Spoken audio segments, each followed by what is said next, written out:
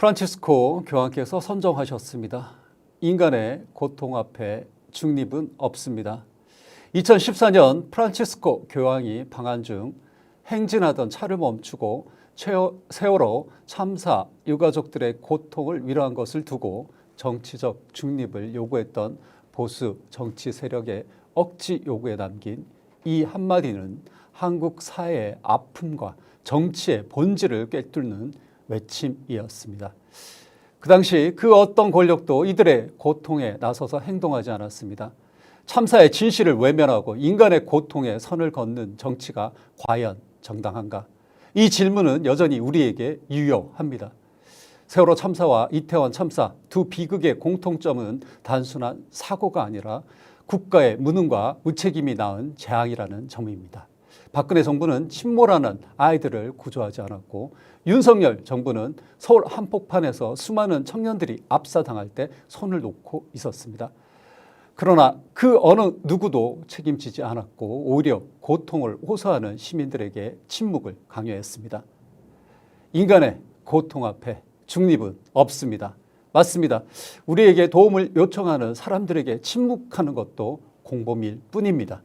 다시 대한민국 코를 이끌 새로운 지도자를 뽑는 중대한 시간이 다가왔습니다. 지금 대한민국은 고통에 눈 감고 책임을 외면하는 기득권 정치가 계속될 것인가?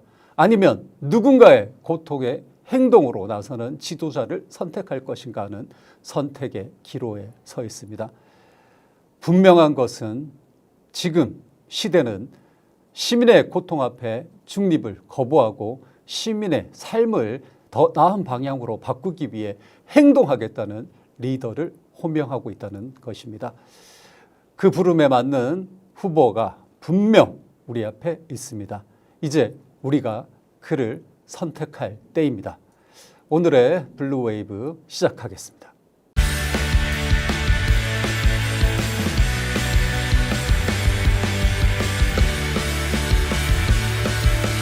시청구인 대통령 윤석열을 파면하자.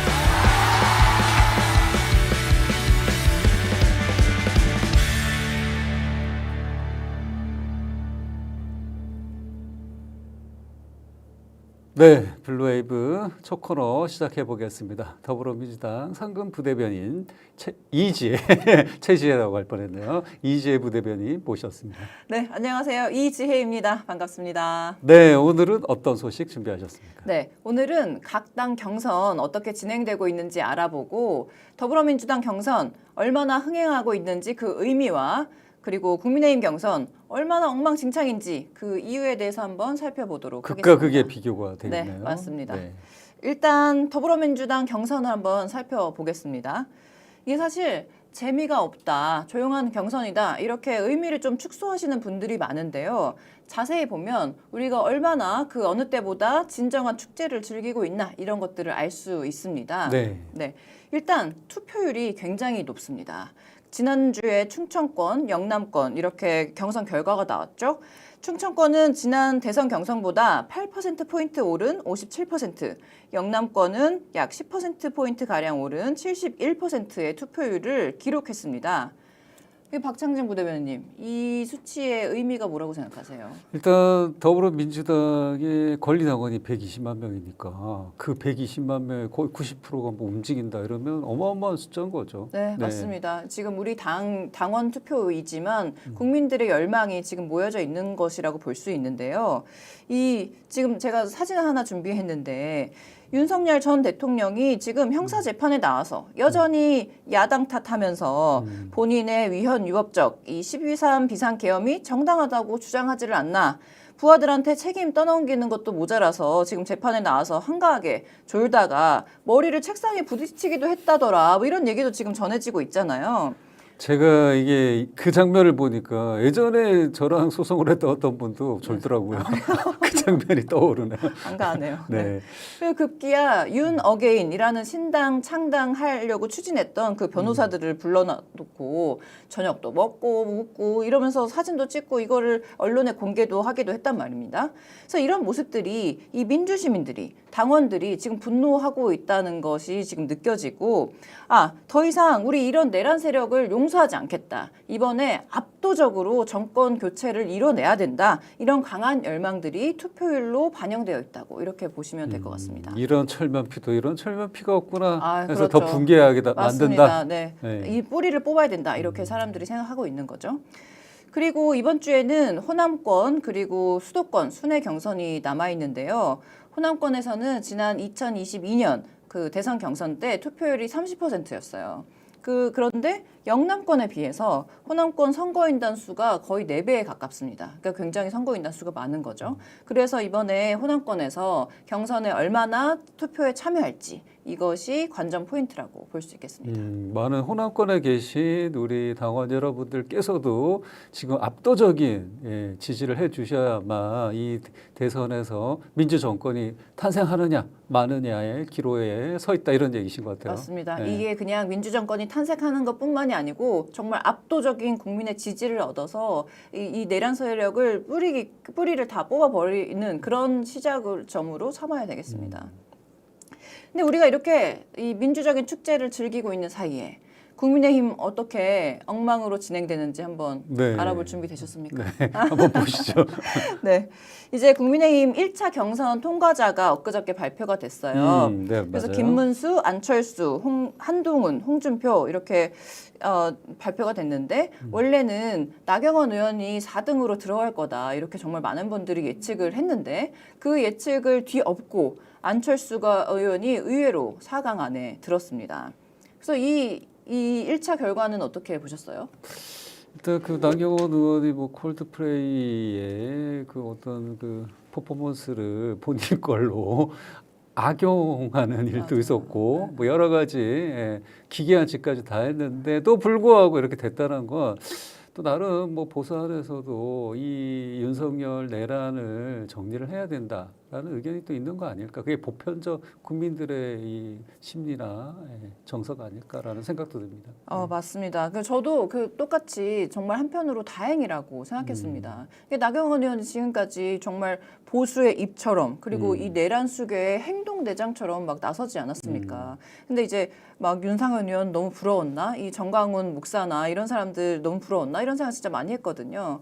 근데 그러면서 대선 나오면서 우리가 지난 시간에도 봤다시피 막 드럼통에도 들어가고 그리고 우리 국민들을 또 드럼통에 넣는 그런 이미지를 생성해서 기자들에게 배포하기도 하고 지금 보시는 이미지입니다. 국민들을 폄하하고 국민들에게 그 수모를 안기는 뭐 그런 행동을 한 거죠. 네, 어떻게 대통령 보면. 선거에 네. 나오면서 우리 국민들을 저렇게 모욕한 거죠, 모욕. 한 겁니다. 그래서 이렇게 악착같이 했는데도 컷오프의 문턱을 못 넘었단 말이에요. 그러니까 이 어느 정도의 자정작용이 국민의힘 안에서도 좀 작동하고 있다. 그래서 불법 오히려 개혁은 진짜 잘못된 것이고 네. 내란에 대해서 반성해야 된다 우리도 이런 의견이 보편적으로 있는 거겠죠. 맞습니다. 네, 그래서 다행이라고 생각했는데 어쨌든 나경원 의원 측면에서는 최근 몇 년간 선거에 계속 출마했거든요. 그러니까 21년에 서울시장 선거도 출마했고 지난 2번의 당대표 선거에도 출마했고 이번에 대선 출마까지 굉장히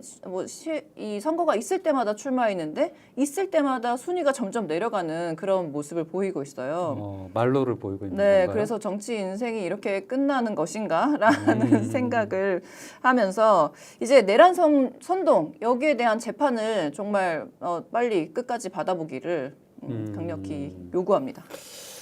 내로남불의 전형적인 인물 아닌가라는 생각이 드는 분에 대한 소식이었습니다. 네. 그래서 이제 국민의힘이 이렇게 찬탄 2명, 반탄 2명 이렇게 총 4명의 후보가 남아 있고 그리고 끝판왕인 한덕수 총리가 있죠. 지금 간을 엄청 보고 있죠. 행보를 보면 대선 후보 출마자의 행보를 보이고 있는 것이고, 근데 또 본인은 명확하게 얘기를 하지 않고, 또 외국 언론 앞에서는 마치 뭔가가 있을 것처럼 얘기를 하는데 국내 언론과는 또 선을 긋고 있고 묘한 인물입니다. 지금. 맞아요. 그래서 그 한덕수에 대해서 자세히 알아보기 전에 일단 그 국민의힘 경선 토론 어떻게 진행되고 있는지 많은 분들이 또 보셨을 텐데요. 이게 무슨 오락 요소를 넣겠다면서 너는 다음에 태어나서 바퀴로 태어나고 싶냐, 바퀴벌레로 태어나 이런 얘기를 하지를 않나, 뭐 키높이 구두를 신었냐, 가발이 맞냐 이렇게 정말 이 토론 자체를 너무 우습게 만들고 있거든요. 그래서 기자분들이 그게 이제 제일 재밌는 요소다. 쓸만한 게 그거밖에 없다. 라는 얘기도 하더라고요.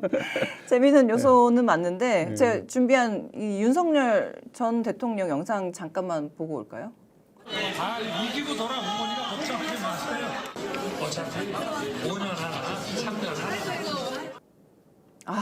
제가 이게- 진짜 저거는 아무리 돌려봐도 화가 가라앉지를 않는데 어떤 정신 상태인지 모르겠어요. 정말. 네, 윤석열 전 대통령이 헌법재판소에서 그 오랜 기간 끌다가 드디어 파면이 되고 이제 사택으로 돌아가서 거기 모여 있는 분들에게 그 뭐 대통령 3년 하나, 5년 하나 이런 막말 망언을 뭐 이렇게 내뱉어서 진짜 국민들이 막 분노했는데요. 저도 마찬가지고. 그러니까 국민의힘도 지금 연속으로 2번이나 탄핵된 대통령을 배출한 공당으로서 뭔가 국민께 반성하고 책임지는 모습을 보여야 되는데 이 대통령을 내서는 안 되는 이런 대선에까지도 서로 대통령 하겠다고 여기저기 저런 사람들이 나와서 급기야 정치와 어떤 대통령의 무게와 이 선거 이런 것들을 우습게 만들고 있지 않습니까? 그래서 이 국민의힘 정말 용서해서는 안 된다고 생각합니다. 저는 이 두 가지 측면이 보이는 것 같아요. 첫 번째, 우리 국민들이 정말 투표를 할 때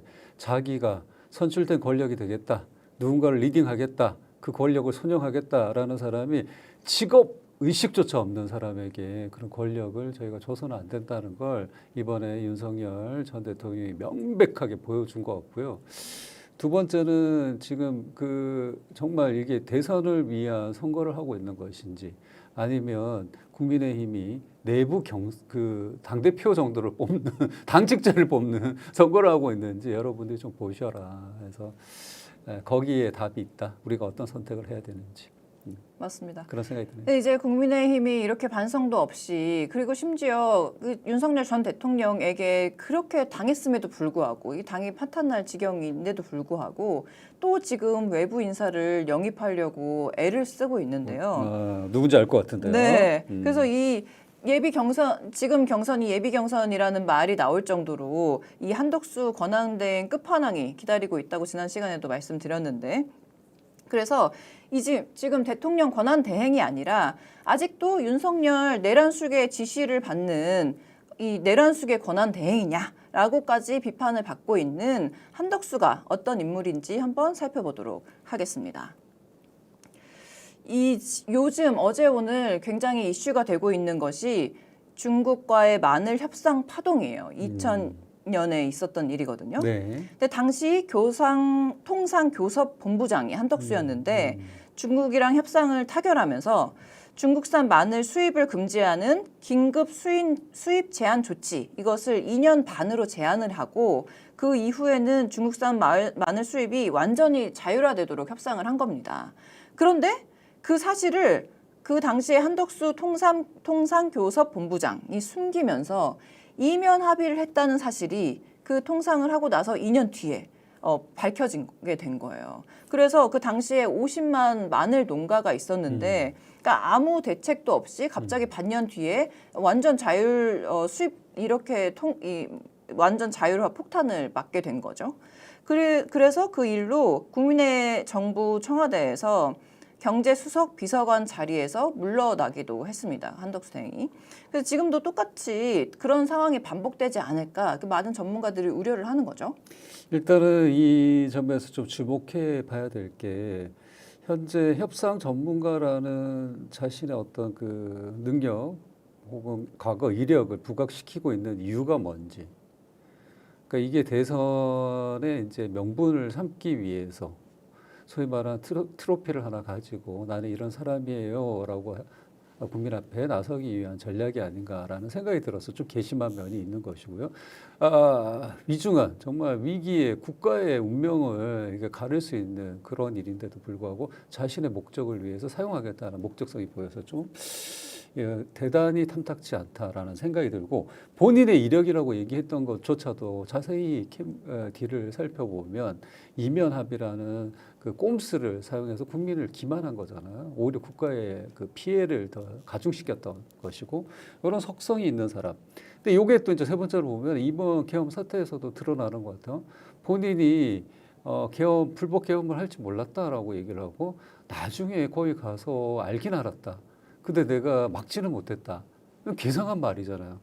본인의 무능을 마치 유능인 것처럼 얘기하고 있는 이상한 논리를 핀다는 거죠. 그래서 이분이 행정 전문가인 것이 아니라 그동안 우리 국가가 우리 정권들이 정말 사람 보는 눈이 없어서 이런 사람들을 썼구나. 윤석열도 마찬가지고 그 말하는 권위에 그러니까 엘리트주의 학벌 권위에 우리가 투표하고 그들에게 기대서 여태까지 온 것이 아닌가. 그래서 이것을 끊어내야 될 중요한 계기 중에 한 인물, 첫 번째 윤석열, 두 번째 한덕수가 아닌가라는 반증으로 저는 느껴지기도 합니다. 네.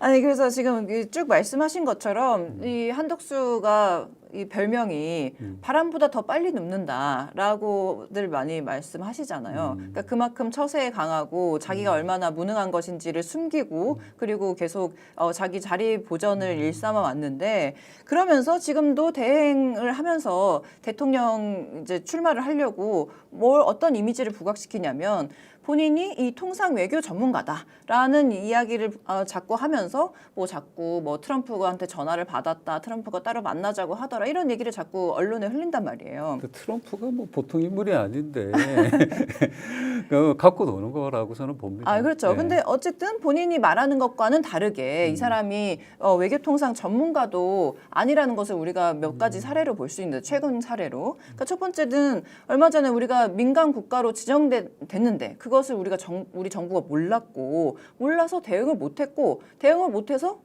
결국 민간 국가에 포함이 됐습니다. 그래서 굉장히 많은 이 과학자, 기술자들이 분노를 하고 그러고 있고 그리고 또 며칠 전에는 미국이 수입 목재에 대해서 관세를 부과하겠으니 관련 국가에 대해서 그 국가는 의견서를 제출해라 이렇게 공문을 보냈는데 이것도 우리 정부가 몰랐다는 거 아닙니까? 그래서 이제 와서 갑자기 발등이 떨어지는 그런 모습도 있고 그리고 또 지난 27일인가요? 그 영국의 언론사에 파이낸셜 타임스 예, 인터뷰를 하면서 저쪽에서 먼저 얘기도 꺼내지 않았는데 미국 항공기 구매 의향이 있다 이렇게 얘기를 했다는 거예요. 그래서 이것도 본인이 먼저 누가 얘기를 꺼낸 것도 아님에도 불구하고 그렇게 그 이야기를 후속 해서 보도가 더 웃겼죠. 국내 네. 항공사들이 살 수 있는 비행기 여력이 없다 우리는. 그럼 여력도 없다. 구매 여력이 그래서 지금 없다라는 난색을 얘기를 표하고 했죠. 있다는 것이 아닙니까? 그러니까 이렇게 지금 아무 대책도 없이 뭔가 본인의 대선 스펙 쌓기용으로 자꾸 언론에 노출시키는 것 자체가 지금 이 사람이 문제가 많다라고 하는 것을 보여주고 있고 그걸 보면 대선 욕심이 확실히 있는 것 같아요. 네, 그렇죠? 욕심은 있는 것 같아요. 근데 이제 또 더 중요한 사실은 뭐냐면 우리가 트럼프라는 상대를 조심해 가면서 협상을 진행을 해야 되는데 트럼프가 지금 중국과 전쟁하겠다라고 선포를 하면서 관세를 100% 올리겠다고 하다가 145% 올리겠다고 하다가 또 어제는 다시 관세율을 낮출 수 있다. 2, 3주 내에 다시 협의를 할 수 있다. 이러면서 오락가락하고 있단 말이에요. 그러니까 이런 것들을 보면 그렇게 협상을 막 빨리 촉박하게 진행하지 않아도 그렇죠. 된다. 졸속 진행을 할 필요가 저희가 없는 거죠. 네, 맞아요. 근데 이제 지금 한덕수는 자기 스펙 쌓기용으로 빨리 이것을 추진하고 싶어 하는 그런 욕구가 있는 것이고, 그래서 마치 큰 성과가 있는 것처럼 외교통상 부풀리기를 하고 전문가, 싶은 거죠. 코스프레 하면서 자꾸 미국에다 다 퍼다 주고 이런 모습들을 만약에 보인다고 하면 그러면 밖으로는 어떤 통상의 성과가 있는 것처럼 보일 수도 있으나 근데 안으로는 아까 처음에 소개드린 마늘 파동처럼 이면 합의, 은폐 합의, 비밀 접촉 이런 것들을 할 것이 아닌가라고 많은 알고 있는 사람들이 우려를 표하고 있는 거죠. 그래도 이 한덕수 대행이 나름 전략 분석을 했나 보네요. 우리가 아스팔트 극우라고 부르시는 분들 그 집회 현장에 가면 항상 성조기를 들고 다니지 않습니까? 미국에게 나는 우호적인 사람이야라는 제스처를 취해서 그 일부 극우, 그러니까 한 줌도 안 되는 아스팔트 극우들에게 나는 지지를 받겠다. 라는 결연한 의지가 있는 게 아닌가 싶기도 하고요. 그 일본이 협상을 하면서 우리가 좀 퍼주면 트럼프가 좋게 봐주겠지라고 생각했는데 오히려 대치기를 당하지 않았습니까? 그렇죠. 그래서 지금 그 자세를 정비하고 최대한 협상을 미루겠다라는 전략으로 가고 있고 이런 와중에 또 회계망측한 소식이 하나 더 있지 않습니까? 최상목하고 안덕건 중소기업 산업부 장관인가요? 통상자원부 장관이죠. 이름이 길어서 제가 그런데 이 두 사람이 오늘 저녁에 또 2대2 통상 협의를 한다라고 하는데 이게 협의 수준이 아니라 그냥 미팅 테이블이라고 그러더라고요. 또 여기에 되게 위험한 게 일본도 이런 미팅 테이블이라고 그러니까 사전 협의 정도 우리가 앞으로 진행될 딥한 이야기들을 하기 위해서 약간의 의견을 교환한다 정도인데 여기에 트럼프가 그렇죠. 나는 워싱턴이 그렇죠. 아시죠? 네. 워싱턴이 이제 행정수들어서 각 기관들이 다 이렇게 걸어서 갈 수 있게 모여 있잖아요. 그래서 지하 통로가 연결돼 있다고 그러더라고요. 와서 거기서 그냥 뒤집어 버린 거잖아요. 그렇죠. 그래서 마가 이게- 모자를 씌워주면서 그렇죠. 지금 이 사람들은 나중에 협상을 하더라도 소위 말하는 그 행정 실무가로서 일을 할 사람들이지 이거를 결정하거나 나중에 이 후과로 올 어떤 그게 선용이 있든 나쁜 부분이 있든 책임질 자리에 있는 사람들이 아니란 말이에요. 그래서 맞습니다. 네. 이 사람들은 절대 지금 나서서 안 되는 네, 거고 네, 미국이 지금 90일간의 그 유효 기간을 줬잖아요. 저희한테 관세 유예 기간을 준 거죠. 그 유예 기간을 우리는 최대한 이용해서 다음 정권에서 정말 현명하게 판단하고 국민들에게 이익이 가는 방향으로 이 협상을 진행하도록 만들어야 되는 것이지 지금 그구들에게 자신들의 어떤 트로피를 보이고 그걸 가지고 출마를 하겠다는 내 욕심으로 이 국가 대사를 이용한다는 거 안 말이 맞죠. 안 된다. 네. 근데 또 말이 안 되는 행보를 지금 한덕수가 계속 하고 있어요. 그래요? 네. 이 군대 안 갔다 온 윤석열 내란 수계와 자기는 좀 차별점이 있다라는 것을 좀 드러내고 싶은 것인지 엊그제는 한미연합사령부를 방문해서 저는 대한민국 예비 육군 병장 군번 무슨 한덕수입니다라고 소개를 했다고 하잖아요. 당연한 국민의 의무 아닙니까? 몰라요. 안 궁금해. 안 보고 싶어. 일부 기득권들이 맨날 안 하는 게 문제인 거죠. 그게 무슨 본인만의 특별한 의미입니까? 맞아요. 네. 또 그리고 오늘이죠. 오늘 10시에 그 12조짜리 찔끔 추경을 가지고 시정 연설을 하러 국회에 왔는데요. 그 짧은 영상 한번 보고 오시겠습니다.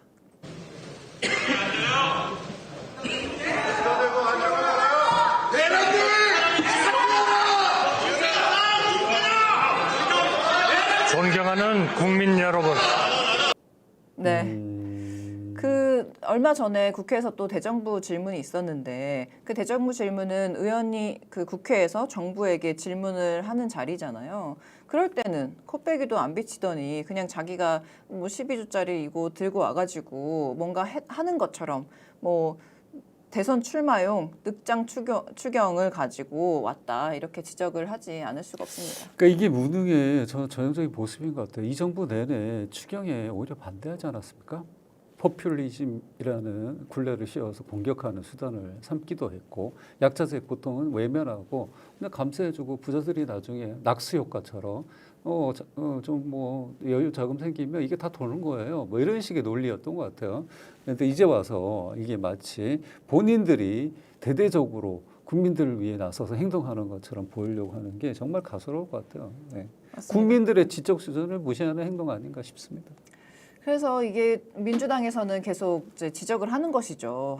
대선에 나올 거냐 말 거냐, 그 선거 관리를 할 거냐, 선거 운동을 할 거냐 이렇게 명확하게 입장을 밝혀라라고 많이 지금 얘기하고 있는데 어쨌든 그 전에 민간국가 지정이라던가 아니면 수입 목재라던가 이런 외교 참사, 외교 구멍 이런 것들에 대한 책임을 지고 총리도 대행직도 물러나기를 한번 바라보겠습니다. 사퇴해라.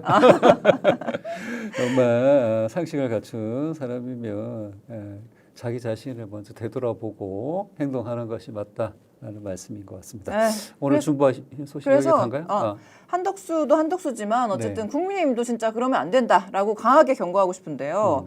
그러니까 아무리 내부에 사람이 없어도 그렇지 내란 정권의 총리였던 사람을 지금 지금도 내란숙에 대행을 하고 있는 사람을 이 선수로 영입해 오려고 여러 가지 계획을 세우고 있는데 한심하다. 국민의 민심과 멀어지기로 작정했냐? 정말 그러시면 안 된다라고 또 다시 한번 말씀드리겠습니다. 맞습니다. 네. 수권 정당이 되겠다고 하는 공당이 자신들 내부에서 자신들의 철학과 그동안에 자기들이 주장했던 어떤 행동 방향을 제대로 이해하거나 추진할 수도 없는 외부 영입을 통해서 그 인물을 통해서 대권에 도전하겠다. 이거 말이 안 되는 거죠. 예, 국민들이 다 판단하실 거라고 저는 생각합니다. 네. 네, 오늘 소식은 뭐 단가요? 네, 오늘은 여기까지고 일단 이번 주 순회 경선이 끝나고 한 후보가 과반이 넘으면 더불어민주당 경선은 끝났고 이제 그 한 후보로 최종 확정이 됩니다. 그래서 다음 시간에는 최종 확정된 민주당 후보에 대해서 본격적으로 편파 방송을 진행해 보도록 분석 하겠습니다. 뭐 분해 뭐 이렇게 하시는 거예요? 네, 그리고 잠깐 우리가 또 광고가 있죠. 그 있죠. 네, 네, 말씀해 주세요. 이번 주 토요일 날 네. 광주 김대중 컨벤션 센터에서 열리는 더불어민주당 당내 경선 후보 토론회 이지혜 부대변인님은 안 오시지만 오시죠. 사회를 보시지는 않지만 저랑 또 이현태 부대변인이 함께 사회를 보면서 라이브 진행을 할 예정이고 그 다음 날 맞아요. 이 수도권에서 일산 킨텍스에는 있는 저 이지혜 부대변인과 이원혁 부대변인이 또 라이브로 함께 시청자 여러분들과 함께 하겠습니다. 이 저기 더불어민주당 부대변인단의 이 그 이름성 네. 편중이 심해서 제가 이름을 외칠 때 헷갈리고 있습니다. 이 점 이해해 주시기를 바라고요. 그러면 다음 시간에 우리 이지혜 부대변인님은 뵙도록 하겠습니다. 네, 감사합니다. 감사합니다.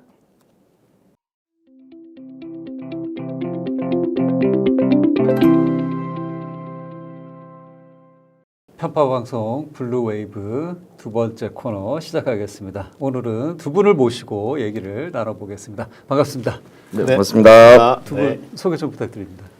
네, 저는 지금 더민주 전국 혁신회의에서 집행위원장을 맡고 있고요. 그 이전에는 이재명 당대표님 모시면서 일정을 담당했던 윤용조라고 합니다. 반갑습니다. 박수를 쳐주시고 네. 오늘 관객이 많으세요 지금. 네. 여러분 오랜만에 뵙습니다. 팩트TV 첫 번째 아나운서 오창석입니다. 진짜 몇 년 만에 이 스튜디오 찾아뵙는 것 같고 그 사이는 시사평론가로 활동하고 있고 요즘에는 유튜브 사장 남천동에서 열심히 활동하고 있습니다. 오랜만에 뵙습니다, 여러분.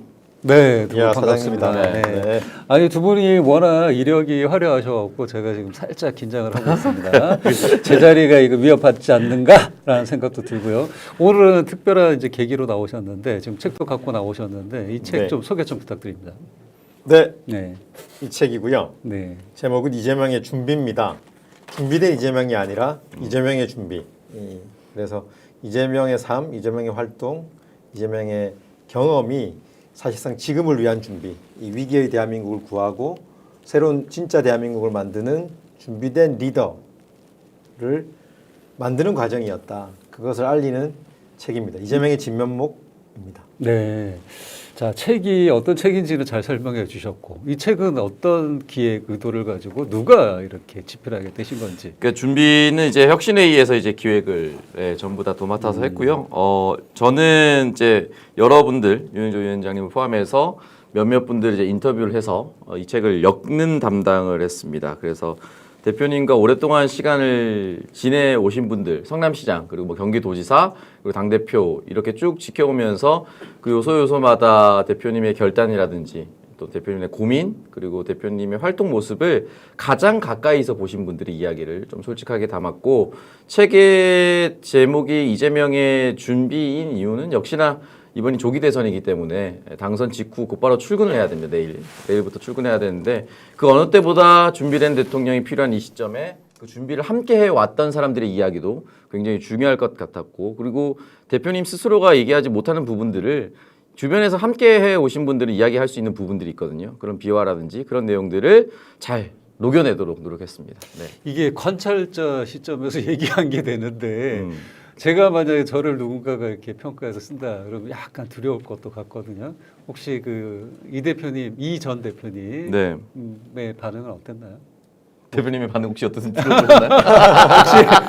뭐 허락 안 받고 된 건 아니죠? 네. 대표님께 보고는 드렸고요. 네. 네, 그래서 관찰자 시점이라기보다는 사실은 동행기입니다. 아, 동행. 대표님은 다른 객체가 누굴 바라보면서 적은 관찰기라기보다는 둥지로서 함께한 사람들이 옆에서 쓴소리도 했고 어느 때는 지키기도 했고 또 응원도 했고 그런 동지들의 동행기라고 봐주시면 될 것 같고 이재명에 가까웠던 참모들이 이런 책을 내본 적은 한 번도 없습니다. 네, 그래서 이재명 대표와 관련돼서 전 대표님 이재명 후보와 관련돼서는 어린 시절, 소년 시절에 어려웠던 상황들이 주로 중심이 돼서 자서전 형태의 기록들이 많이 있는데 도지사, 그 전에 성남시장 그리고 당 대표까지 일을 할 때 그리고 회의나 또는 어떤 사업을 진행할 때 또 차 안에서 이동할 때 이럴 때는 어떻게 생각하시고 어떤 판단을 하시는지 이런 비하인드 잼이라고도 그러는데 그런 이야기 이번이 처음이 아닐까 싶습니다. 네. 그 한 사람의 인생 자체가 책이다. 그래서 사람 책이라는 말도 있습니다. 마찬가지 말씀을 해주신 것 같은데 그러면 그 정도로 이제 내가 동행자로서 어깨 동무하며 걸어오는 길 안에서 여러분들이 몰랐던 이면의 비하인드라고 또 말씀하셨는데 또 다른 챕터의 장면들도 우리가 다루고 있다 이런 얘기신 것 같아요. 조금 얘기를 해주셨지만 두 분과 이재명 후보와의 인연은 어떤 게 있으셨는지. 저부터 네. 네, 저는 2019년도에 경기도 도지사를 하실 때 그때 비서관으로 일종의 함께 보자는 제안을 받고요. 그때부터 대표님을 모셨습니다. 당시 지사님. 제가 다녔던 회사에서는 비서관 하면은 갑질의 대상, 갑질을 당하는 대상이었는데 네, 네. 다른 고초는 없으셨습니까? 갑질을 당한다. 비서관들이 갑질을 합니까? 아니 갑질을 당하는 당합니까? 입장이죠. 네, 그래서 비서관이 갑질할 수 있는 세상이 너무 좋죠. 제가 기억하실지 몰라도 경기도는 모든 사람이 다 명찰을 달고 일을 했었습니다. 네. 이거 가지고도 뭐 이렇게 찬반이 있었는데 혁명적이었죠. 네. 그건 이제 이재명 당시 지사님의 결정이셨고요. 국민들을 대하고 일을 할 때 자기 이름을 걸고 당당히 드러내고 일을 하라. 그만큼 책임 있게 일을 하라는 거였고요. 그런 차원에서 보면 저희가 누구에게 함부로 대할 수도 없었고 그걸 역으로 돌려보면 모두가 명찰을 달고 일을 했기 때문에 누가 누구에게 함부로 갑질을 한다거나 일방적으로 일을 진행시킨다거나 폭력적인 언사나 행위가 있지는 않았고 그럴 수도 없었습니다. 우려는 이걸 통해서 나의 책임만 드러나는 게 아닌가 뭐 이런 게 있을 수 있었을 텐데 그게 네. 아니라 너의 이름을 불러줌으로써 너의 자리를 마련해주고 존중해준다 뭐 이런 의미도 되는 거네요. 뭐 그렇죠. 네. 그래서 인연을 아까 물어보셨는데 그렇게 비서관으로 시작해서 그 다음에 어떻게 잘 봐주셨는지 그 다음에는 이제 경기도의 대변인이 됩니다. 그래서 평화 대변인으로 활동을 하고 그때부터 계속 인연이 돼서 기항선거 나가셨을 때부터 대표님의 일정, 당시 후보님의 일정을 담당하는 일을 맡게 되었고 그래서 당 대표실의 일정까지 하다가 네네네 지금은 이제 외곽에서 대선 승리, 정권 교체를 반드시 이뤄내기 위한 탄탄한 조직을 당을 혁신하기 위한 당원들의 의지를 모으는 그런 정치 결사체를 만드는 일에 한 1년 가까이 매진해 왔습니다. 네, 정말 인연이 됐죠. 우리 위원장님의 능력이 있었기 때문에 이렇게 다양한 역할들을 맡지 않았나라는 운이 생각도 좋았습니다. 드네요. 우리 오창석 평론가님은 어떤 네. 인연이 있으신가요? 저는 뭐 개인적으로 대표님과 같이 일을 해보지는 않았고요. 저는 이제 2021년부터 이제 대표님과 교류했다라고 표현하면 될 것 같아요. 교류.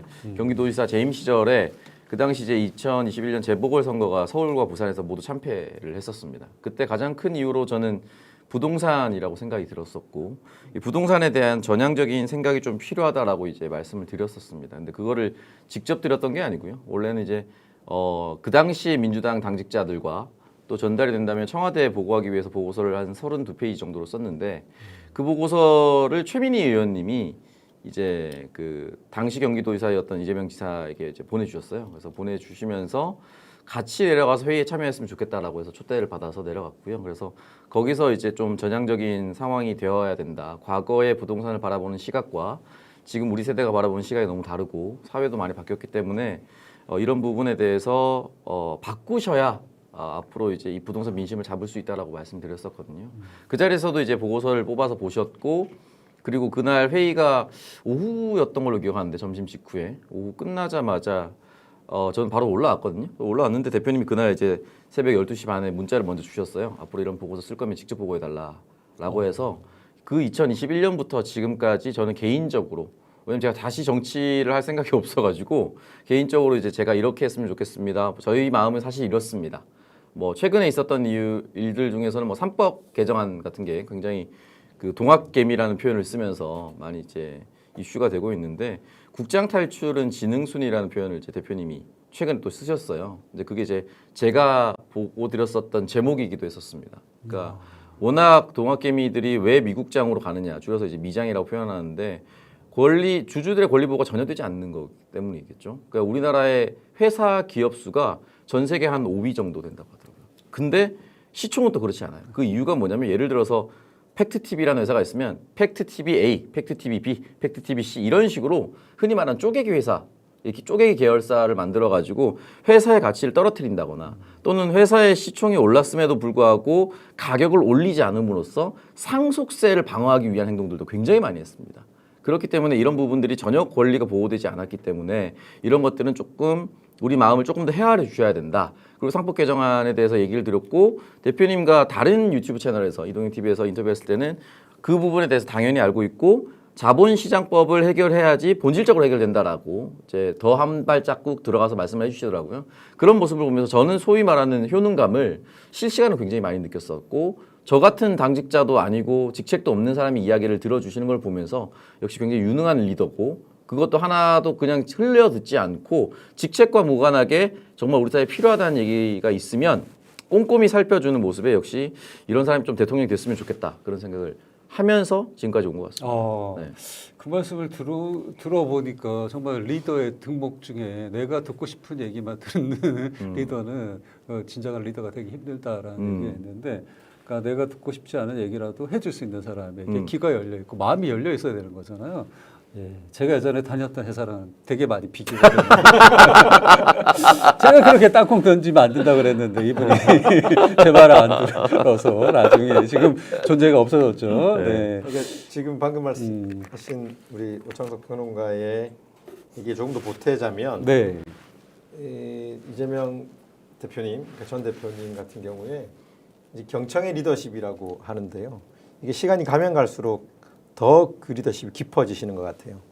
그러니까 이게 어떤 진영을 구분하지도 않으시고 사회적 역할이나 지위를 구분하지도 않으세요. 그분이 하시는 얘기가 쓴소리든 단소리든 필요한 얘기다. 그리고 너무 공감이 간다고 하면 적극적으로 관계를 맺으시고 그분들로부터 이야기를 들으시려고 합니다. 그렇게 쌓여온 이재명이 지금의 이재명이다라는 것이고 이재명 대표님이 그렇게 사람들을 갖다가 만나고 대하고 이렇게 하는 데서 그분의 자세 자체가 기다릴 줄 아세요. 그러니까 본인의 보통 정치인들이 그렇잖아요. 자신의 이야기를 어떤 사람은 1시간 중에 58분 한다고 그러는데 본인의 이야기를 극도로 이제 아끼십니다. 왜냐하면 지위가 너무 다르네요. 누구는 90% 그렇죠. 자기 얘기만 그렇죠. 한다고 그러는데 네. 그러니까 지위가 높아지고 권한이 높아질수록 본인의 발언에 영향력이 크다고 보기 때문에 본인의 말은 계속 아끼시고 더 많은 사람들이 이야기를 들으시려고 하다 보니 어떨 때는 이제는 사이다가 아니라 고구마가 돼버렸다. 너무 답답하다. 도대체 무슨 생각을 하는지 모르겠다. 근데 저는 그게 오히려 많은 사람들이 이야기가 종합돼서 마지막에 결론을 딱 내리시기 때문에 그 결론에 힘이 더 생기고 추진력이 더 붙는다. 이제 그렇게 리더십이 성숙되고 있다. 뭐 이렇게도 이야기 드릴 수 있겠습니다. 그 요즘 이제 MZ들이 그 라떼 나쁜 표현이긴 하지만 네. 개저씨, 네. 뭐 할버지 네. 뭐 이런 표현을 쓰는 이유 중에 하나가 네. 그 본인들의 주도권을 너무 많이 갖고 특히 얘기를 하거나 네네. 행동을 그렇죠. 할 때 이런 건데 이런 젊은 감각을 가지고 말랑말랑한 사고를 하고 있다라는 것 자체가 되게 훌륭한 리더의 자질을 가지고 계신 게 아닌가라는 생각도 듭니다. 자, 이 두 분의 인연은 이렇게 들었는데 이재명 후보에 대해서 여전히 불호도 많은 것 같아요. 특히 MZ 청년 세대, 남성 청년, 국한하자면 더 많은 것 같고 두 분은 그래도 그 연령대로 좀 비슷하게 더 MZ에게 가까이 가 계시기 때문에 이런 거와 관련해서는 나는 내가 느끼기에 이게 좀 다르다. 뭐 얘기하실 수 있는 거 저는 있나요? 허위사실입니다. 제가 허위사실을 유포하면 안 되기 때문에 제가 MG하고 가까이 가 있지 않고요. 제가 내일 모레 50입니다. 내일 모레 60이 있습니다 여기. 그러니까 저희가 이제 지금 MG하고 가깝다고 하면 네. 저보다 이 가까우니까. 방송에 대한 신뢰도가 떨어질 수 있다. 오케이. 네. 거기 정정하고 넘어가고. 넘어가야 세 분 다 지금 너무 다 동안이라 가지고 지금 날 서로 가늠할 수가 없어. 칭송해 주려고 네. 그랬더니 이게 네. 좀 잘못됐네요. 그리고 3명 다 보니까 다 부산이에요. 아 그래요? 출신이. 자꾸 제가 사투리가 나와. 오락하노가 지금 나오기 시작해서. 자, 그럼에도 불구하고 질문은 질문입니다. 답을 네. 좀 주십시오. 네. 아니 그 대표님이 이제 가장 큰 장점으로 꼽히는 게 뭐냐면은 이제 현실 반영을 즉각적으로 잘한다라는 것이거든요. 그러니까 실용주의라는 표현을 쓰기는 하지만 김대중 대통령께서 말씀하셨던 상인적 현실 감각이 가장 뛰어난 분이라고 저는 생각이 듭니다. 시대가 바뀌면 그 시대에 발맞출 수 있어야 되는데 너무 이념에 사로잡히다 보면 그 시대를 놓칠 때가 많거든요. 나의 고집 때문에. 근데 대표님께서는 그거를 늘 바꿔주는 모습으로 갔었던 것이 저는 많은 분들에게 사랑을 받았다라고 생각이 들고 일시적인 현상일 수도 있겠지만은 20대 또는 뭐 다른 연령대, 다른 성별에서 싫어하는 또는 뭐 비호감도가 높을 수는 있겠지만 그 부분 역시 나의 삶의 본질적인 문제를 건드려주고 해결해 준다고 한다면 언제든지 좀 바뀔 수 있지 않을까라고 좀 생각이 듭니다. 왜냐면은 투표할 때는 결국은 상대 후보가 정해져 있는 거거든요. 상대 후보가 정해져 있을 때 그 후보가 내가 좋아하는 정당이 정해져 있는데 내 후보가 마음에 들지 않으면 투표를 포기하는 경우가 훨씬 더 많다고 생각이 들어요. 그래서 비율 차이가 왔다 갔다 한다고 저는 생각이 드는데 이번 대선 같은 경우는 그 비율 차이가 극단적으로 나올 거고 아마 진보 후보가 가졌었던 가장 큰 격차를 이끌면서 아마 저는 당선이 되실 거라고 봅니다. 그런 대세가 형성됐을 때는 자기도 모르게 특히 20대 같은 경우는 자기도 모르게 내가 원하는 거 이재명 그룹 별로 안 좋았는데 이런 거 하나 넣어줬으면 공약에 넣어줬으면 좋겠다. 근데 그런 게 확실히 후속작으로 나왔을 때 마음이 흔들릴 수 있다고 봅니다. 얼마든지 저는 공약과 정책으로 커버링 가능한 정치인이라고 생각이 들고 그런 걸 유능하게 반영할 수 있는 사람 그리고 내란 직전에도 출범을 준비하고 있었지만 예를 들어서 게임 특위 같은 경우 이런 것들은 당대표가 직접 추진하는 경우가 거의 없었거든요. 그렇기 때문에 게임을 산업으로 인정해주는 행동 그리고 게임을 유저 중심으로 생각하는 사고관 이런 유연한 사고관들이 하나씩 그들의 마음의 벽을 허물어가는 과정이었다고 생각이 들고 또 본 선거에 들어갔을 경우에 훨씬 더 많은 사랑을 받을 수 있는 공약들이 또 준비되어 있을 거라고 생각합니다. 네. 아직까지 이제 후보 단계에 있기 때문에 정책이라든지 공약이 뭐 제대로 나온 건 아니지만 그런 것들이 준비되어 있는 사람일 것이다. 그런 걸 통해서 실질적인 효용감을 줘서 우리 청년 계층들도 변화시킬 수 있다 이런 말씀이신 것 같아요. 그러니까 이제 성남과 경기도 때 네. 살던 청년들이 이제 매달 25일이 되면 청년 기본소득이 지급됐었습니다. 그때가 되면 활기가 넘쳤어요. 그런 경우도 있었고 또 하나의 정책이 뭐가 있냐면 이 책에도 나오는데 책에도 나오는 얘기가 어떤 챕터에 어떻게 나와 있습니까? 그 챕터를 정확하게 지금 페이지를 네. 찍으라고 하면 제가 말씀 못 드리겠지만 네. 생애 첫 국민연금을 일회성의 안에서 시작할 때 이제 경기도나 또는 이제 국가가 이렇게 대신 지급해주는 생애 첫 국민연금을 청년들에게 지급하는 정책이 있었습니다. 경기도도 그걸 시행하려고 하다가 시드머니 같은 개념이네요. 네, 국민연금을 일찍부터 그렇게 냈을 때 청년들이 나중에 가서 좀 더 안정적인 노후를 보낼 수 있기 때문에 그런 지원 사업들을 꼼꼼히 구체적으로 하나씩 했었죠. 그래서 이런 것들이 지금 아직 정확한 공약은 나오지 않았지만 청년 세대, 미래 세대에 대해서 끊임없이 고민하고 관심을 가지고 있다라는 반증이라고 보고요. 다른 나라는 아까 앞선 얘기하고 약간 일치하지만 일단 자세 자체가 MZ 세대들은 자기들이 맞으니까 우리를 끌어가려고 한다. 꼰대라고 그러는데 그런 자세가 아니세요. 나는 모릅니다, 잘. 그러니까 말씀해 주세요라는 자세이기 때문에 소통이 가능하고 그런 자세를 통해서 보는 MZ가 이재명 후보를 본다면 우리 이야기가 충분히 통하겠구나. 그런 공간을 열어주고 그들이 이야기할 수 있는 것을 보장해 줄 것이다. 뭐 그런 것들로 접근이 될 거고 변화가 시작될 거라고 봅니다. 저도 이제 이 태도의 부분이 정치인이 가져야 할 되게 중요한 덕목 중에 하나라고 생각하는데 워낙 지금은 유명한 이제 계곡 정비 사업 같은 경우도 현장을 찾아가서 계곡 상인들과 직접 만나서 간담회를 하지 않았습니까? 사실 그 누구도 그 현장에 가서 간담회를 가지는 게 좀 쉽진 않아요. 실제로 지금도 많은 영상이 남아 있는데 거기 보시면 초반에 상인분들이 화를 막 내시면서 1년에 한철 장사다. 그러면서 그냥 아이들 데리고 와서 아이들이랑 편하게 여기 물장구 치고 놀고 하는 거 이거 왜 뺏어가느냐라고 막 화를 내시거든요. 그래서 막 지자체장인데도 불구하고 도지사의 말을 끊으면서 막 화를 내면 다 들어주세요. 들어주시다가 그 금액이 과연 진짜 서민들이 감당할 수 있는 금액이라고 확신합니까? 훨씬 더 저렴한 금액으로 할 수 있는데 그리고 이 계곡은 자연이고 경기도의 것인데 왜 이 업체만 틀어막고 사용하는 것입니까? 이건 잘못된 것 아니에요? 라고 했을 때 말문이 막혀요. 또 옆에 있는 분들은 또 이제 그렇게 얘기를 해요. 권리금을 주고 1억 얼마를 주고 들어왔는데 지금 이제 겨우 이제 본전을 찾았다라는 이렇게 갑자기 막아버리면은 매출이 떨어질 거라는 걱정이 된다. 그래서 조금만 한시적으로 유예해달라고 얘기하면 또 얘기를 다 들어요. 듣고 나서 이미 이걸 한 20년째 유예해주고 있다. 지금 갑자기 또 유예해달라는 거는 이건 안 하겠다는 뜻이다. 그렇기 때문에 지금 시행하는 방법 그리고 그 이후에 이 계곡을 그것 이외에도 올 수 있는 방법을 찾아드리겠다. 예를 들어서 그 자리에서 또 바로 나왔던 게 뭐냐면 주차장 그럼 좀 지어달라. 계곡에 놀러 오고 싶은데 그냥 도로에 갓길에 무단 주차를 할 수밖에 없다. 주차 시설을 완비해 주면 좋겠다. 그러면 뭐 주차 시설 따로 만들 수는 없으니까 그 길 내부를 좀 터서 주차 시설을 마련해주고 또 고속버스가 놀러 오는 경우가 많대요. 단체 손님들이. 그럼 그 고속버스를 어떻게 주차할 것인가에 대해서 또 고민을 들어주시고 또 옆에 어디를 가서는 등산로가 참 잘 돼 있는데 등산 갔다가 내려오면은 이 사람들이 여기서 그냥 편하게 한잔하고 가시거나 음식 드실 수 있는데 등산로 그거 좀 해주시면 안 되냐. 그거 예산 얼마입니까? 그거 한 1, 2억 정도입니다. 그럼 바로 콜 뭐 이렇게 얘기하시는 부분이 있어요. 그러니까 모든 부분을 예산까지 계산을 해 오시고 현장에 직접 뛰어들어서 그분들 불만을 들으면서 그분들을 면전에서 모든 사람들이 동의 가능하도록 들어주시는 그 태도가 아마 지금까지 그 이재명이라는 정치인이 성장해온 계기라고 저는 생각이 듭니다.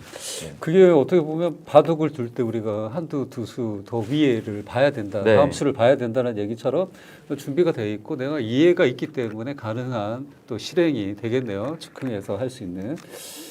아울러 이제 이미지도 그 정치인에게 상당히 중요합니다. 두 분이 생각할 때 이재명 대표에게 잘못 씌워져 있는 이미지 뭐가 있을까요? 그러니까 사실과 다르다. 이거는 워낙 많은 재판들을 받다 보니까 이 사람은 지자체장으로서 무언가의 부정한 일을 저질렀을 것이다라는 이미지가 너무 억울하게 더 씌워져 있습니다. 저희 근데 다행히 지금 방송일 기준으로는 다 무죄가 나왔기 때문에 조금 씻어져 내려가고 있는 과정이라고 생각이 드는데 21세기 김대중의 길을 걷고 있는 것 같아요. 김대중 대통령이 대선 후보 대통령을 당선되던 그해 대선 토론회는 무슨 사상 검증, 당신은 빨갱입니까 아닙니까 뭐 이런 얘기를 들으면서 굉장히 모욕적인 지금을 생각하면은 말도 안 되는 언론인들의 질문까지 받아가면서 대통령이 되셨는데 지금 이재명 대표님이 검찰 수사 그때는 레드 컴플렉스였다면 지금은 이제 검찰의 무리한 수사로 인한 또는 이제 윤석열 정부의 정적 제거의 일환으로서 가진 고초를 겪어오면서 더 씌워진 그 이미지가 유능함을 압도하지는 못했다. 이제 무죄가 나왔기 때문에 그렇다면은 그 무죄를 다 훌훌 털고 나서 그래도 일은 잘했는데 라는 이미지로 좀 치고 나갈 때라고 생각이 듭니다. 네. 어떻게 생각하시는지. 저도요. 이 이미지 말고도 또 있죠. 뭐 이렇게 주변 사람들을 함부로 대할 것 같다. 욕을 잘할 것 같다. 이렇게 독선적일 것 같다. 뭐 이런 이미지들이 있습니다. 그래서 저도 자신 있게 말씀드리지만 저도 지금 7년째 대표님을 모시고 있는 입장인데요. 참모들에게 한 번도 말을 놓은 적이 없으세요. 좀 편하게 대해주셔도 좋은데 항상 존댓말을 쓰시고 일상의 언어에서도 그 어떤 욕설을 제가 들어본 적도 없고요. 또 어떤 면도 있냐면 저도 초반에 이 대표님께 보고를 들어갑니다. 그럼 긴장을 하잖아요. 그럼 이렇게 두 손을 모으고 저도 모르게 막 보고를 하고 있어요. 서서 그러면 대표님이 어떻게 하냐면 약간 이렇게 수줍어 하시거든요. 직설적으로 이렇게 말을 못해요. 그 사람이 민망할까 봐. 그러면 이렇게 딴 데를 쳐다보면 손을 이렇게 치면서 하지 마라.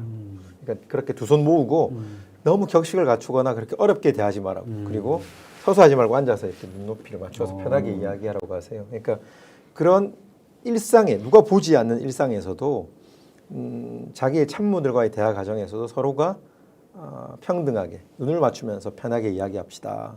누가 자신의 우산을 들어주거나 누가 자신의 문을 열어주는 것에서도 그렇게 하지 말라고. 우리는 그런 사람이 보좌진이 아닙니다. 나에게 쓴소리하고 정확한 이야기를 전달하고 나의 판단을 또 정확하게 이행할 수 있는 함께하는 동지니까 그러지 말자 하는 모습에서 보면 지금 그렇게 악마화된 모습은 너무나 왜곡돼 있다. 그건 제가 자신 있게 말씀드릴 수 있습니다. 제가 이제 24년 감정 노동자 일을 했지 않습니까? 네. 지금 말씀하신 거는 어떻게 보면 그 상대를 되게 잘 살피는 공감 능력이 있어야 되는 거거든요. 네. 그렇지 않으면 몰라요. 그렇습니다. 이 사람이 땀을 흘리고 있는지 화장실을 가고 싶어 하는지 이런 느낌적 느낌을 이렇게 알아챌 수 있는 그 공감 능력이 있다라는 말씀인데 실제로는 이제 그렇게 안 보는 게 많아서 손해를 많이 보시는 것 같아요.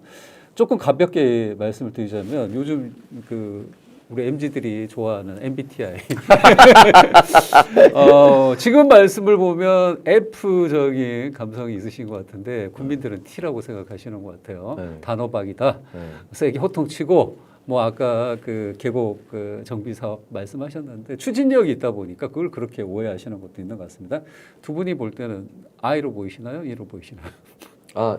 MBTI 첫 글자는 I일 수밖에 없을 것 같아요. 네. 예전에 흔히 말하는 우리나라 정치의 총재 시절의 DJ와 YS 같은 경우는 완전히 형님 리더십이고 사람 한 명 더 데려오려고 하고 얼렁덜렁 했었던 게 실제로 있었던 것 같은데 대표님 이 책 만들면서 주변 사람들한테 이제 이야기를 들어보면 제가 꼭 공통 질문을 드렸다가 짧게 쓴 부분이 있는데 취미가 뭐인 것 같아요 물어보면 대부분 답변을 못 하세요. 네.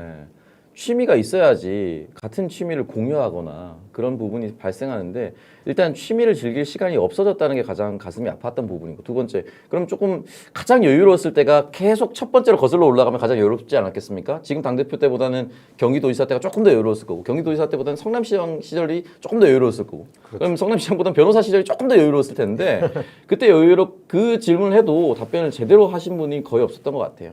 그러니까 그 취미가 곧 어떻게 보면 민생이었던 것 같고 늘 현장에 있었습니다.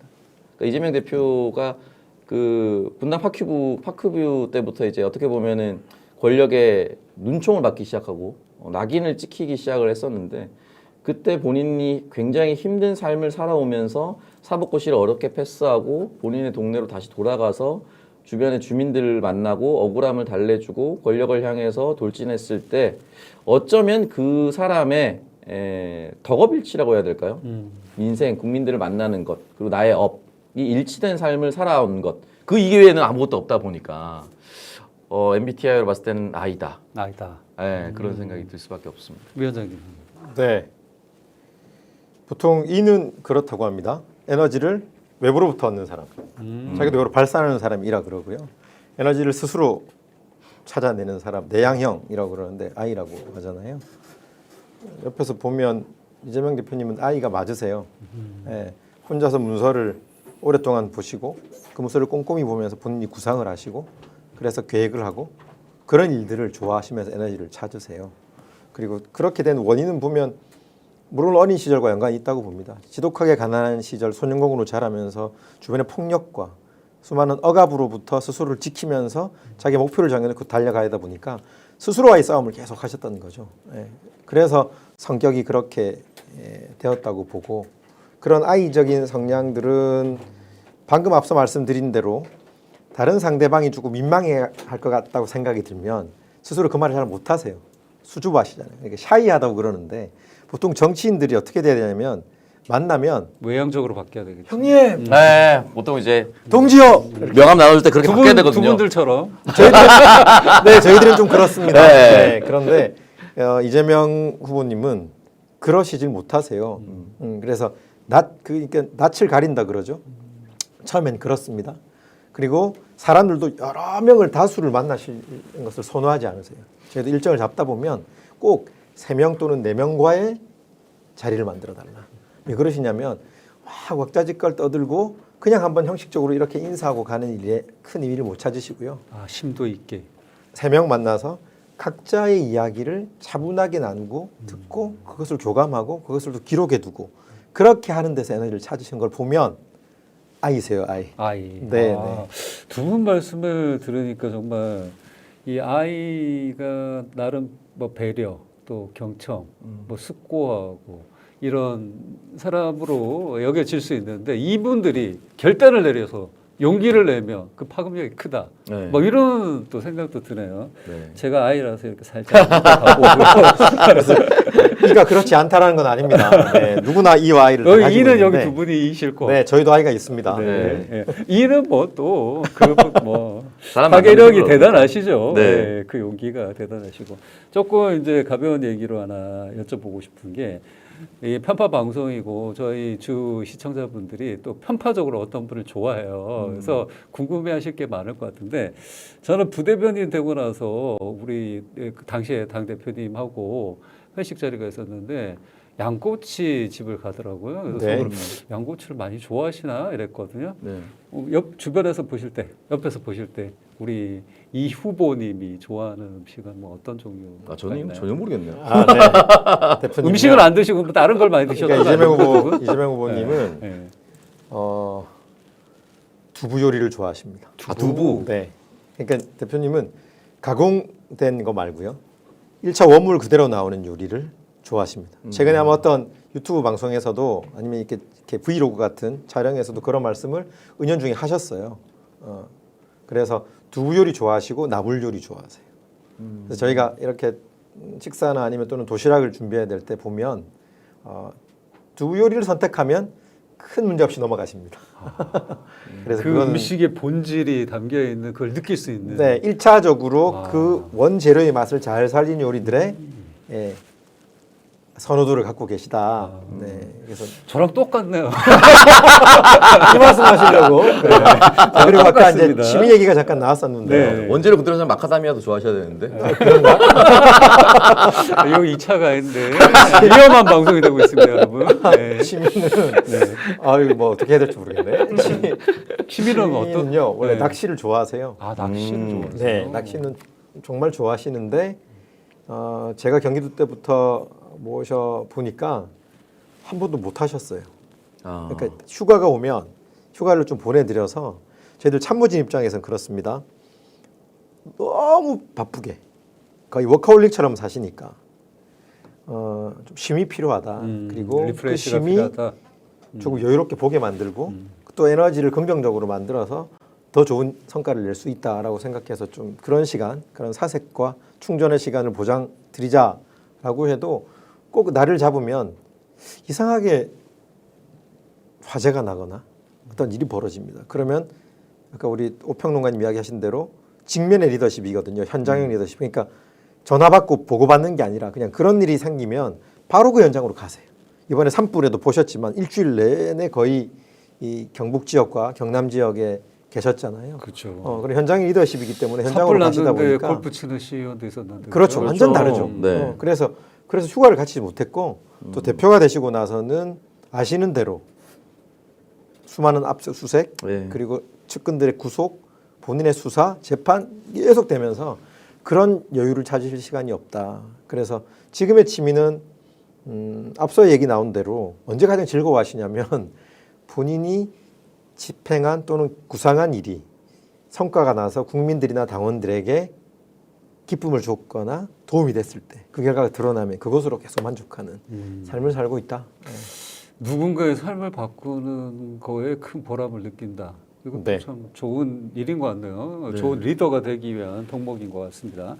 제가 책 소개를 많이 못했는데 두 분 다 책은 뭐 직접 집필하시고 그러셨기 때문에 잘 아실 것 같고 우리 시청자분들에게 이 책 꼭 반드시 읽어 보셔야 된다라는 지점하고 책의 어떤 내용이 살짝 공개를 좀 해주시면서 요거는 네. 정말 의미 있는 내용이니까 사서 보셔라 이런 게 있을까요?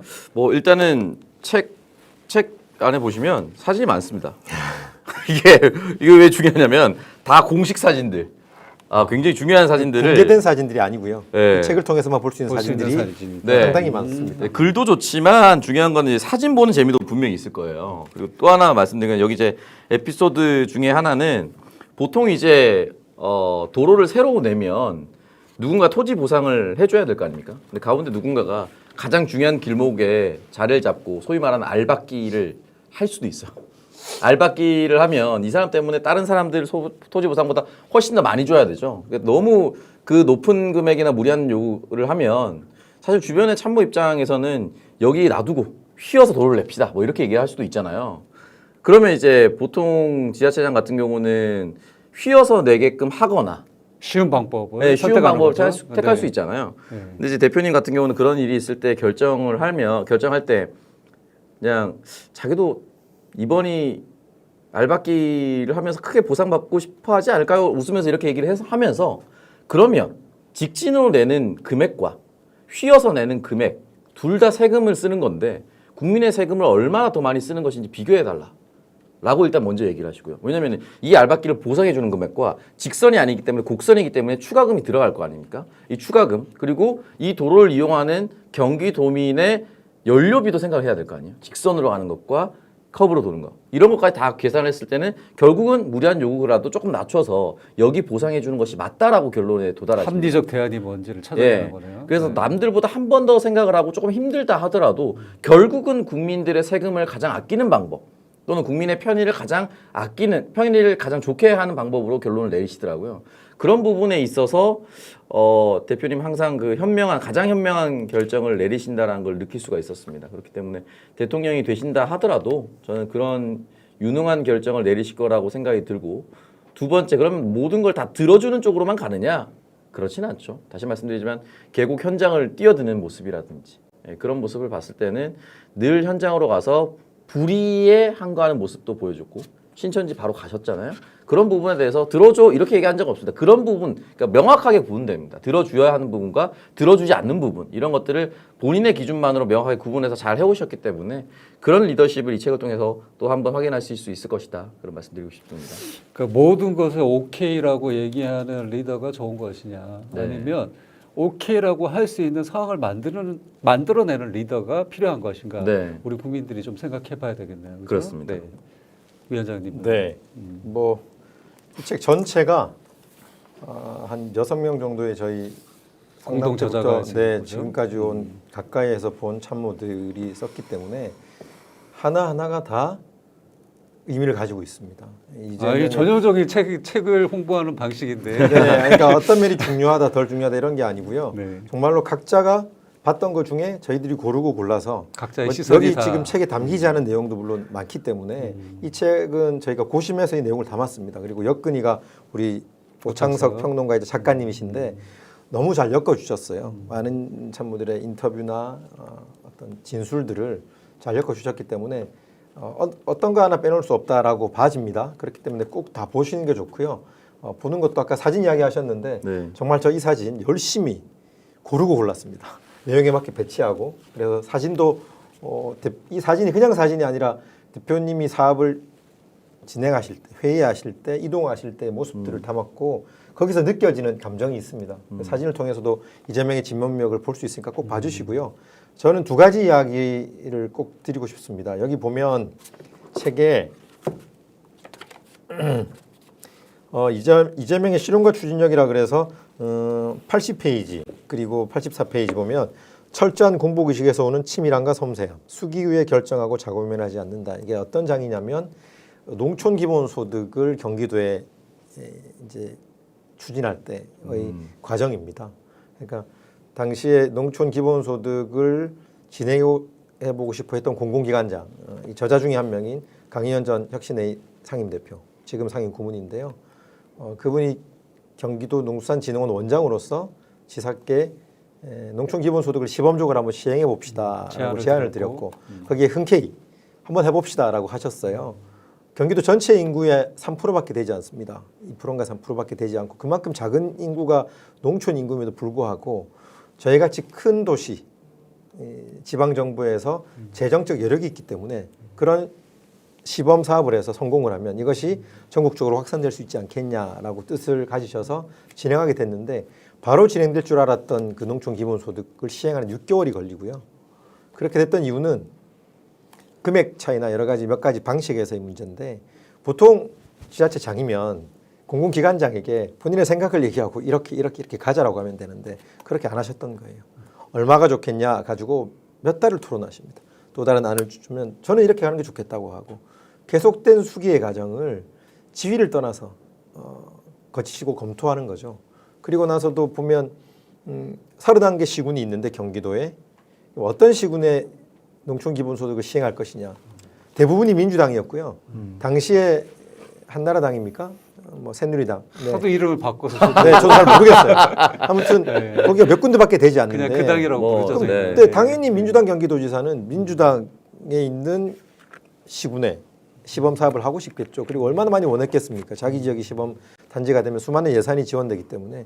그럼에도 불구하고 이런 시범 사업은 절박한 곳에 공정하게 그런 정치적 개파 문제를 떠나서 진행하자. 그렇게 해서 결국 연천군이라는 국민의힘 쪽, 그러니까 그 당시 빨간당 쪽의 군수가 움직이고 있는 지역으로 선정되고요. 또 2022년 대선을 앞두고 있던 시점이기 때문에 대선에 맞추어서 빨리 성과를 내서 이것을 공유하고 보고합시다. 그러면 대선에 도움이 되지 않겠냐라고 책임자가 얘기했을 때도 국가 중대사이자 국가의 기본소득이라는 문제에 대한 국민적 공감을 얻는 문제이기 때문에 그것을 오히려 선거하고 연결시키지 말고 진행하는 게 좋겠다라고 하셨어요. 그래서 저 그런 모습과 이야기를 들을 때마다 정말로 국가를 운영할 만한 자격을 가지려면 이 정도의 마인드, 철학을 가져야 되지 않겠냐. 그래서 2022년 5월에 선거를 패배하시고요. 2022년 몇 월 달이죠? 2022년 3월 선거. 3월이죠. 3월에 대선. 네. 3월 대선이 끝나고 이것은 6월 달부터 집행이 돼요. 그러니까 대선 이후에 오히려 나의 성과가 아님에도 불구하고 네. 대선 때 활용하지 못했음에도 불구하고. 그러니까 지금 이 말씀을 들으니까 얼마 전에 선종하신 교황님 생각이 나.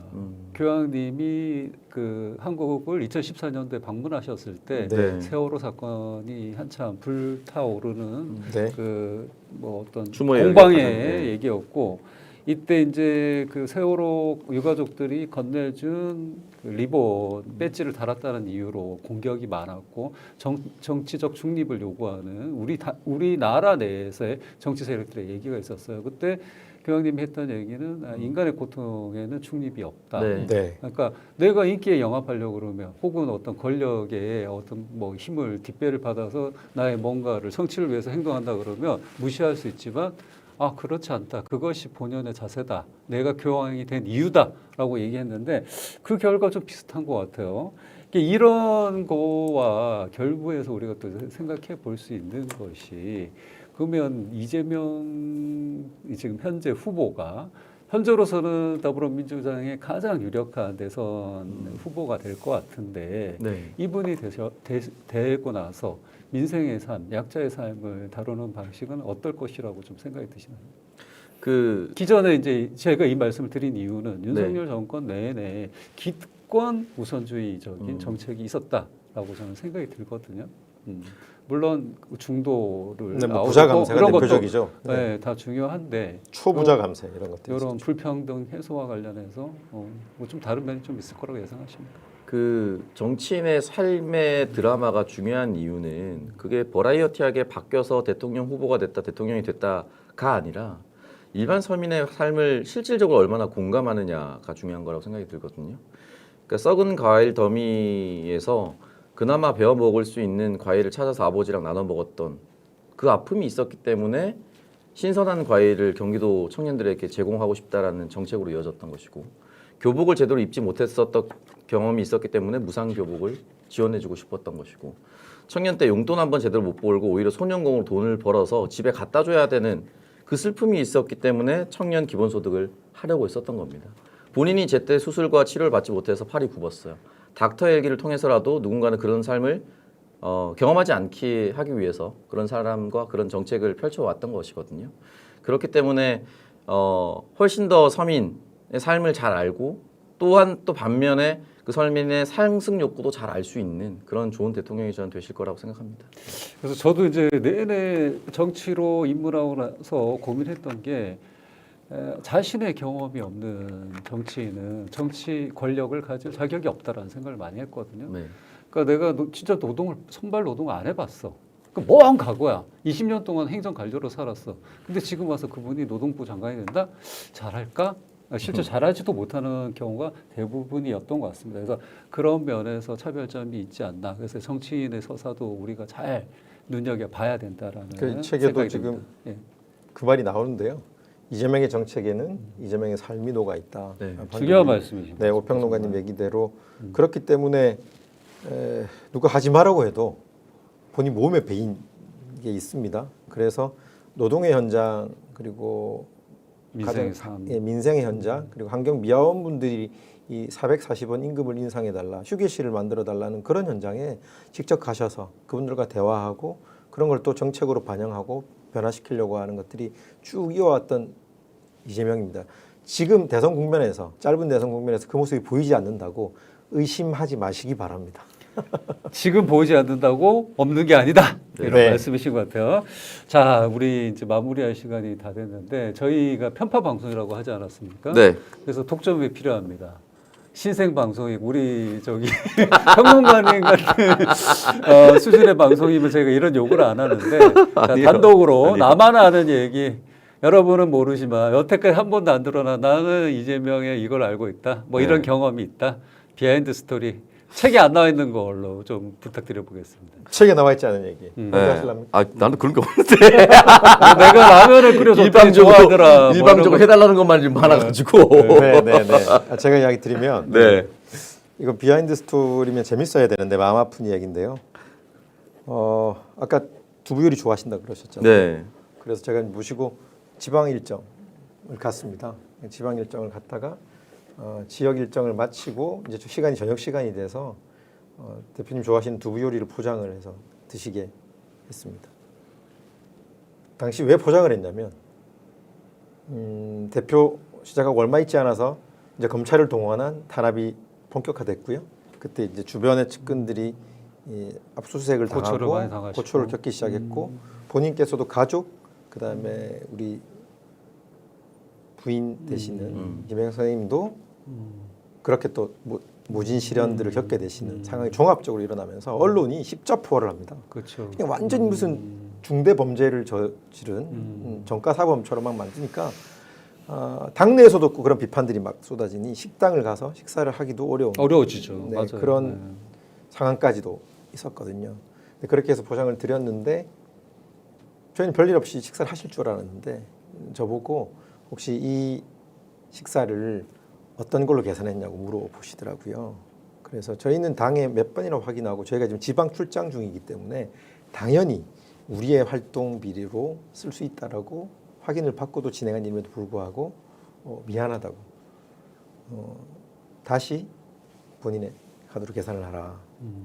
제가 그게 뭐냐면 그만큼 일상을 엄격하게 스스로를 철저하게 관리하면서 사세요. 그래서 한편으로는 대단하다. 이 순간에도 그런 판단을 하시는구나 하면서도 다른 한편으로는 삶이 너무 힘겨우시지 않겠냐. 정말 어렵죠. 네, 그렇게 그래서 모든 걸 그만 때문에 생각하면서 해야 돼요. 돌아서서는 많이 좀 울었습니다. 그때. 예, 그래서 그런 과정을 거치는 사람에게 저 사람이 부정을 저질렀을 것이고 어디다가 함부로 돈을 썼을 것이고 그렇게 막 매도를 하고 있잖아요. 그렇지 않다. 예. 정말 그렇게 이제 주위가 모두 나를 악마하거나 어떤 편견을 가지고 대할 때 나에게 또 불이익이 모두의 시선에 의해서 이제 있지도 않은 일까지 만들어지는 그런 상황이 올 때 정말 자기 자신을 철저하게 관리를 해야 되거든요. 흐트러지면 안 되고 술 취한 모습 보이면 안 되고 조그마한 실수를 하면 그게 금세 이제 흠이 돼서 더 큰 타격으로 다가오고 뭐 이런 것들 저도 이제 겪어봤었는데 아마 더 철저하셨을 네. 것 같아요. 그걸 다 견뎌낸다는 그 정신력도 대단하신 것 같습니다. 자, 오창석 평론가님은 뭐 없습니다. 야, 이거 본인 방송으로 해서 또 이렇게 아니, 왜냐면 팩트 TV 진짜 1호 비하인드가 없어가지고. 기자님께서 또 이게 어떤 없네요. 보고를 했는데 네. 모르는 게 있을 수 있잖아요. 그 보고에 대해서 이렇게 반응하셨다 이런 이야기. 그런 얘기 될까? 보고한 거는 여러 가지 이야기 많이 하시죠. 내란 전이었어요. 내란 전. 내란 전에 이제 윤석열 퇴진 집회는 이미 시작돼 있었을 때였는데 어느 순간부터는 이제 당원의 범주를 벗어난 국민들이 굉장히 집회를 많이 참여해 주셨거든요. 그래서 대표님한테 그때 그런 보고를 드렸어요. 이제 대표님 집회 안 나가셔도 될 것 같다. 그리고 당 깃발을 다 수고하고 파란색 옷을 안 입었으면 좋겠다. 왜냐하면 지금은 민주당이 윤석열 정부를 퇴진하라고 하는 것이 아니라 모든 국민들이 윤석열을 국민의 목소리. 퇴진하라고 하는 것이다. 혹시 대표님이 안 나가면 국민들이 집회에 나오지 않을까 걱정하실 수도 있는데 국민들을 믿으셔야 한다. 라고 말씀하셨는데 이게 뭐 어쨌든 타이밍 뭐 다른 사람이 말했을 수도 있지만 저는 현장에서 그렇게 이제 그 과정이 진행되는 걸 봤기 때문에 네. 이렇게 보고를 하신지는 몰랐지만 그래서 다음 날 바로 빠졌습니다. 아니 우리 후보님이 참 성견지명이 있네 이랬더니 이게 아닙니다. 그러네요. 서로 이 비슷한 시기에 경청을 이런 통해서 이런 의견들이 것들 많았었죠. 많이 받아들인 들어갔습니다. 거죠. 예, 저희들도 예, 했었고 받아들인 예, 그렇게 맞아요. 깃발을 내리셔야 됩니다. 정말 민주당만의 판으로 만들면 안 됩니다. 얘기가 많이 맞았어요. 나고 국민을 위한 자료로 네, 내주는. 판단이 정확했고 시점도 좋았죠. 네. 왜냐하면 제가 4개월 내내 현장에 있었기 때문에 네. 생생히 기억합니다. 아 그러셨군요. 네. 자 이제 마지막 시간인데 마지막 질문이자 우리 시청자 여러분들이 두 아까 분에게도 마지막 아니었습니까? 두 분에게도 궁금해할 것 같습니다. 자 편파 방송 특정 방송. 네. 자 각자 이제 우리 국민 여러분들 시청자 여러분들에게 드리는 말씀 한 마디씩 해주시고 당부의 말씀도 좋고.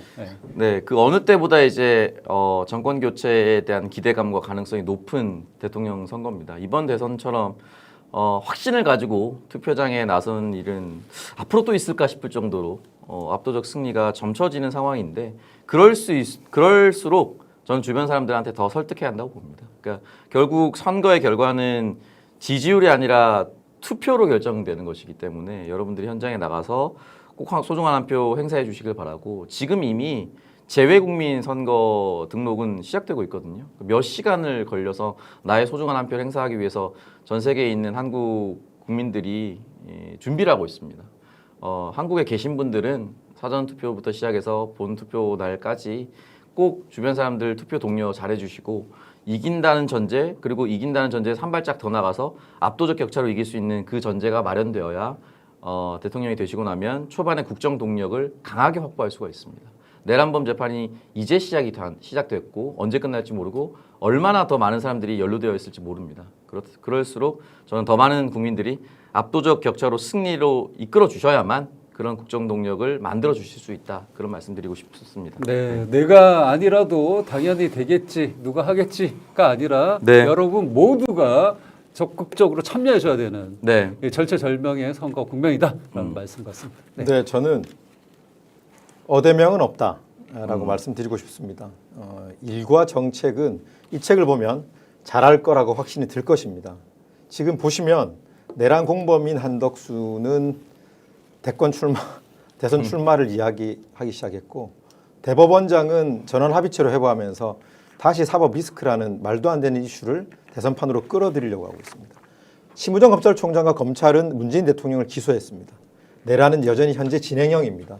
이번 선거는 나에게 무엇을 해줄 것인가를 중심으로 판단하지 마시고 내란 세력을 척결하고 민주언정 질서를 수호하냐의 문제로 선거를 반드시 봐주시고 거기에 동의하는 모든 국민과 세력이 힘을 합쳐서 이재명을 중심으로 돌돌 뭉쳤으면 합니다. 꼭 투표해 주시고 많은 사람들에게 이재명으로 힘을 모으자고 호소해 주십시오. 부탁드립니다. 네, 좋은 말씀 감사합니다.